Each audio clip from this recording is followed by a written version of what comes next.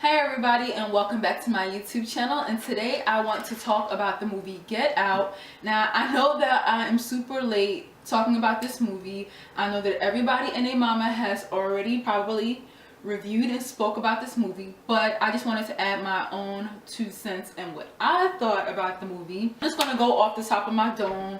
I don't have any notes or anything written. I'm just going to talk about what I feel about the movie. Now, first things first, I want to say that if you haven't seen the movie, to go out and go see the movie. Like, literally, get out and go see the movie. What are you waiting for? And I feel like the movie was thriller with horror, with, comedy mixed into it, you know what I'm saying? And I feel like the comedy was needed to lighten up certain aspects of the movie, like certain, serious themes and things of that nature. Now, the movie was like really good in my opinion. It was very creative, and Jordan Peele definitely thought outside the box when he, wrote the, whole screenplay for it. Now, I will say that the movie was very suspenseful. Like, you go how you go to some movies and it's just like really predictable. You're like, so once you open the door, it's gonna be over. Oh, that person is like, you could just predict the whole movie. This movie, like, I had no clue what was gonna happen next, and I'm one of those jumpy people, so the whole movie I'm like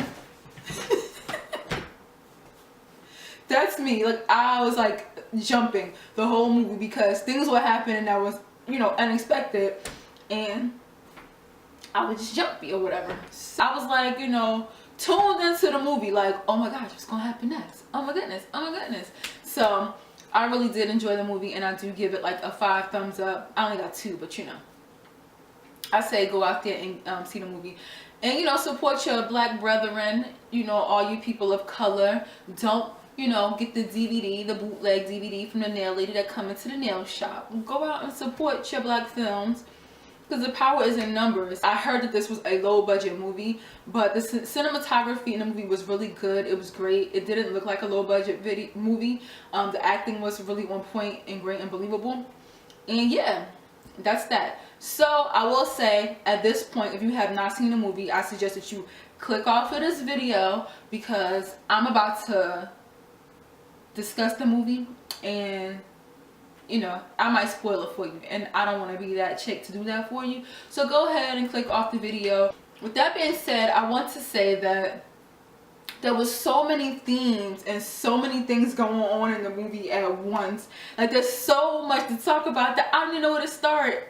I'm just gonna talk about what my thoughts right off the brain. I'm not going in any particular order. I might be jumping back and forth. I might not even go in chronological order of the movie, but I just want to, talk about the movie. So, at the beginning of the movie, when Chris and his girlfriend are traveling and they hit the deer, and then the police officer asks Chris for his ID, and she's like, what do you want to see his ID for? What you need to see his ID for? That's not necessary. That's not necessary. At first, you're sitting in the movie theater and you're like, oh yeah, they all want to see the black man's ID. They just want to see his ID. But at the end of the movie, like the very end of the movie, that's when it clicked. If Chris would have showed the police officer his ID, then the police officer probably would have ran, did like a search of his name. And if anything would have happened to Chris, then the last person that he would have been seen with would have been the white girlfriend. So in a way, she was protecting her own ass. She wasn't helping Chris out at all. She was protecting herself and her family. You get what I'm saying? I feel like one main theme in the movie was, your enemies could be closer than you think.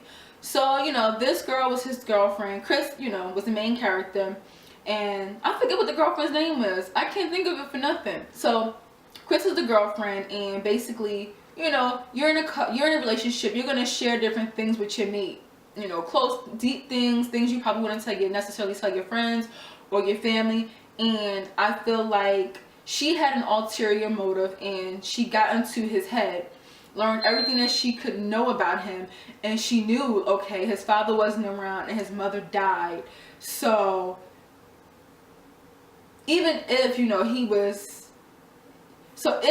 she basically kidnapped him, that he really wouldn't be missed.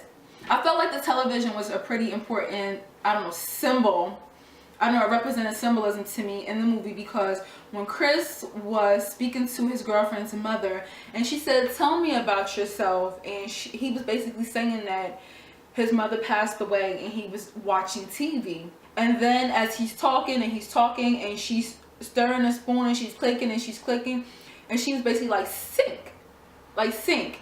And then he fell into this sunken place. And when she was looking at him, to me, how I perceived it is she was looking at him through, he was inside of the TV. And I felt like, you know how we as humans are pretty much consumed with TV. We will freaking sit in front of a TV and watch a whole season of the TV show.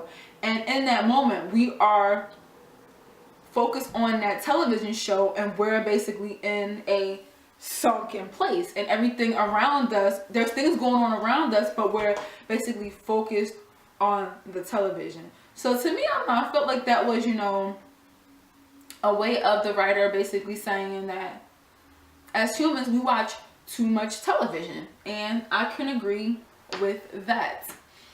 And also when Chris was sitting on that chair and the lady is like basically now sink, and he's like crying, he was like, to me, it's like he was like a deer caught in headlights. And I felt like that's why when he woke up sitting on that chair in the basement and there was like a TV in front of him, and then there was the deer with the antler's head on the wall, it's like, yes, the deer was caught in headlights. And even when he ran into the deer, you know, they always say that when deer see a car coming, they are caught in headlights, and they are sort of like, and that's why they most of the time get hit. It's that light, like, you know.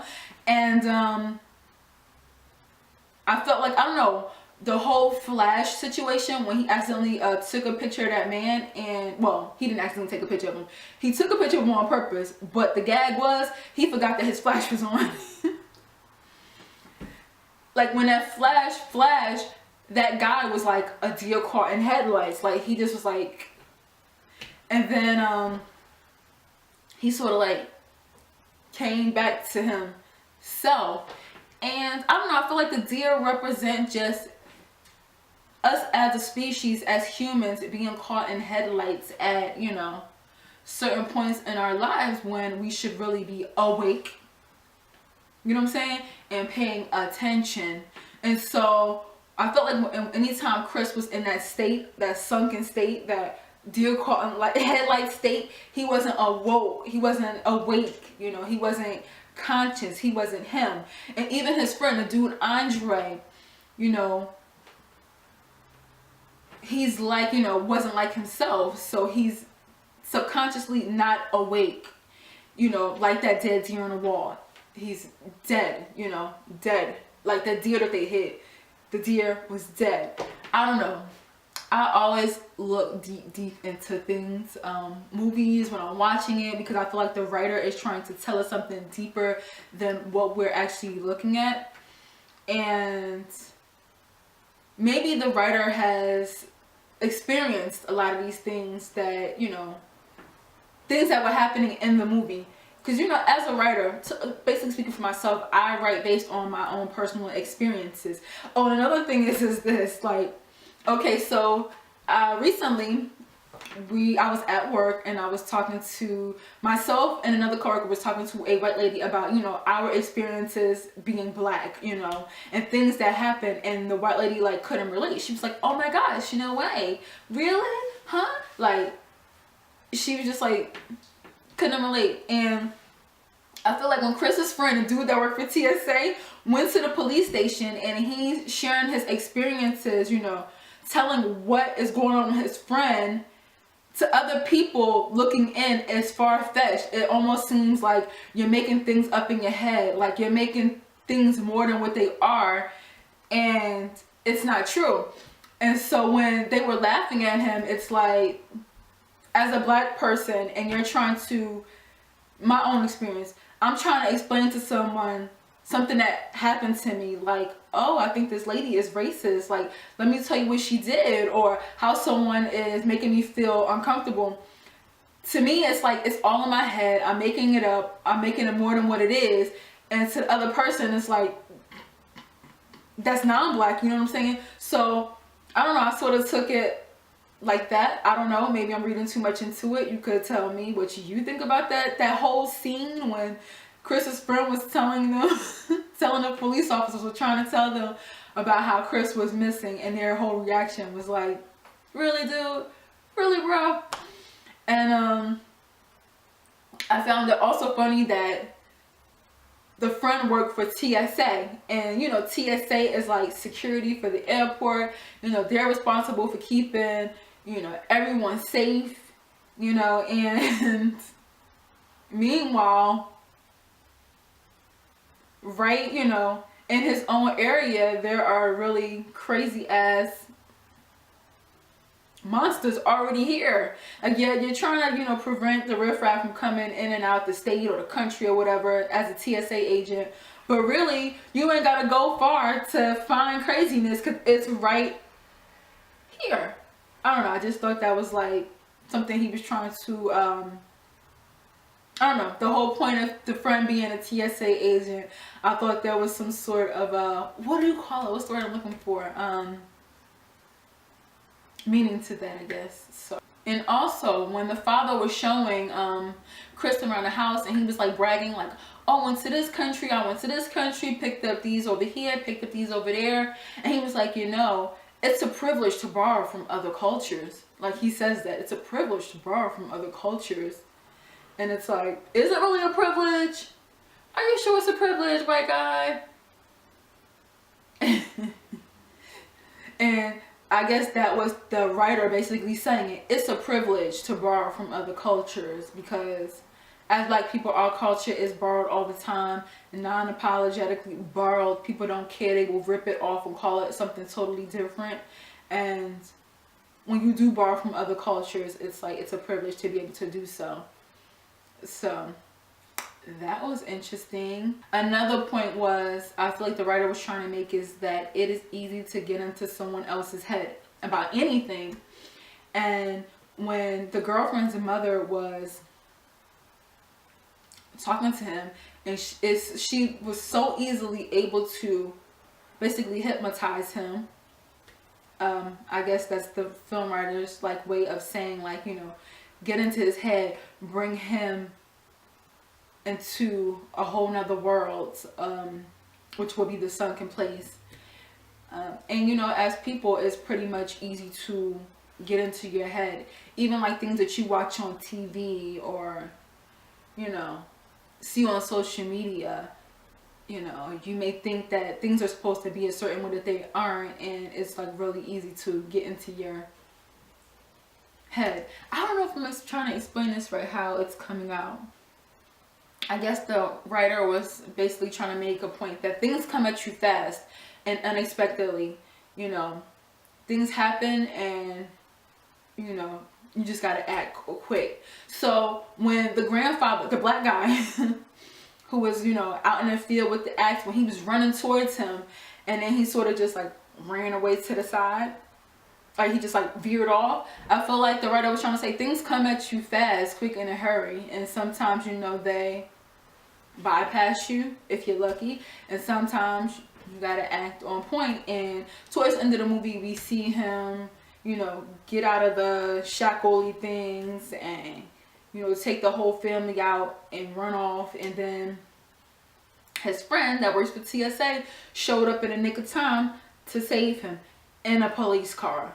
How ironic, because you know that when you call the police, they don't show up that fast. So he sees Andre from the back, and he's like, oh snap, like thinking in his brain, Chris is thinking another brother is at the function. He goes up to him, and when the guy turns around, it's like he's clearly not like him, he's one of them.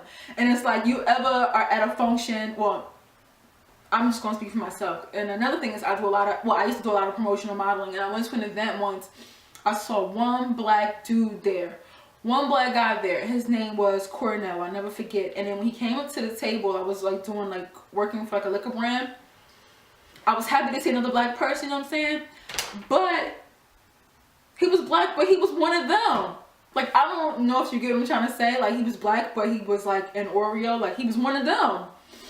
And I feel like that's what the writer was trying to say with the character Andre, and even with the guy who was chopping the wood in the back, who was technically the family's grandfather. It's like he was happy to see another black person, but that black person was one of them. It's like, damn, like what do I do now? I don't know. There was just so many things to think about, you know, as far as the movie goes, and basically how everybody wants something that someone else has. Like the blind man wanted his eyesight, and you know, he's like, he don't care what color the person is, he just wants it.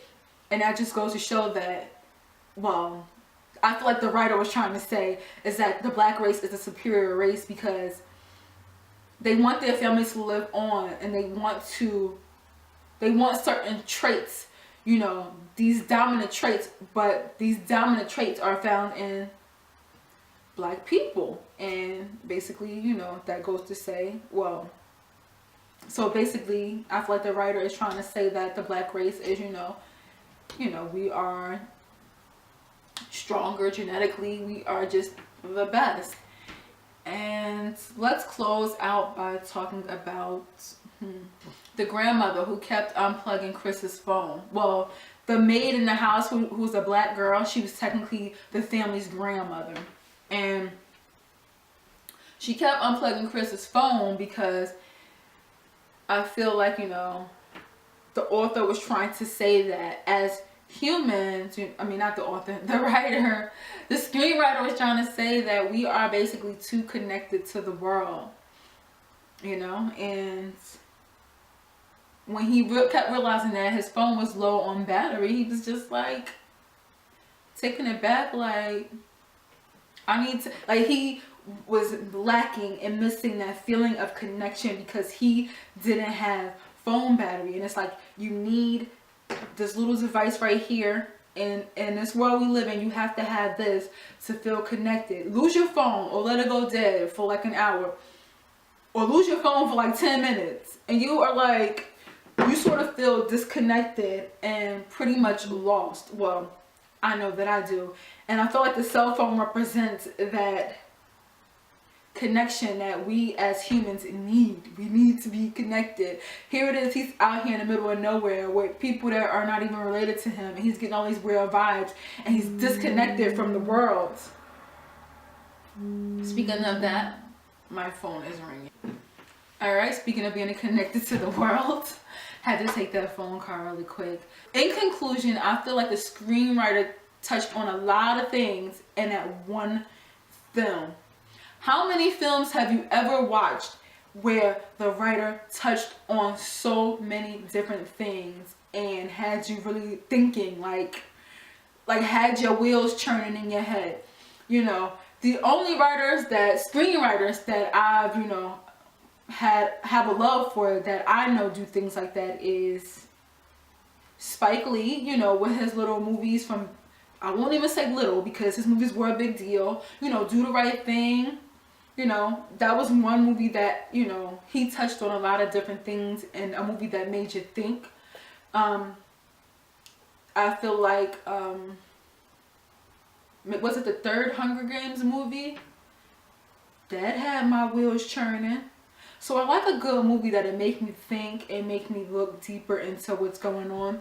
So if you saw the movie Get Out and, you know, you had your 2 cents to add, so, you know, what went on in the movie, or, you know, you feel like I misinterpreted something in the movie, leave it in the comment section. We'll have our own little movie review discussion group. I do like when you guys comment. I like to talk to all of you guys. So yes, with that being said, I will see you guys in my next video. Bye!